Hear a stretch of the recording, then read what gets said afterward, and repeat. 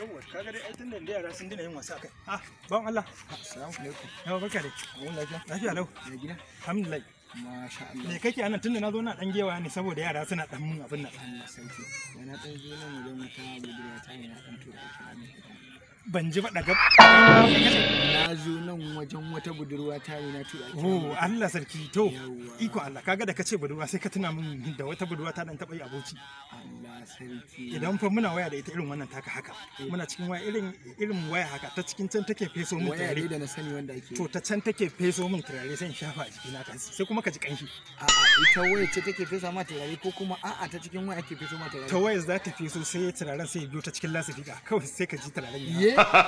To ai ta taba bani waya mai waya da babanta baban na ta yi miƙo min hannu haka muka gaisa lafiya kalau lafiya lau sai kuma hannun ya koma. Wucin kaje ko kuma a'a zuwa aka same ka kuka gaisa ko ta wayan kawai aka miƙo ma hannu. Ta cikin wayar zai miƙo hannu za ga wayar hannun ya fito ta cikin sikirin ni kuma sai hada haka lafiya kalau baba lafiya lau sai hannun ya koma. Kamar da yadda zaka tsoma hannunka a ruwa. Na gode to irin wannan to ai ta taba turo min anko din da zasi sai ta turo min shi ta cikin waya sai na je kore sai aka dau kyallan sai haka kyallan fa yayi.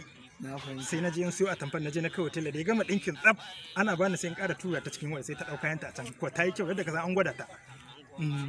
To Eh, wai kuma ta waya kake magana ta cikin waya komai ni ba sai na je ko ina bayan da ai ta waya ta nake komai. Assalamu alaikum. Alaikum salam. Na ma hakuri da zancen nan Ko? sai mun hadu dai kawai. To fa iko Allah.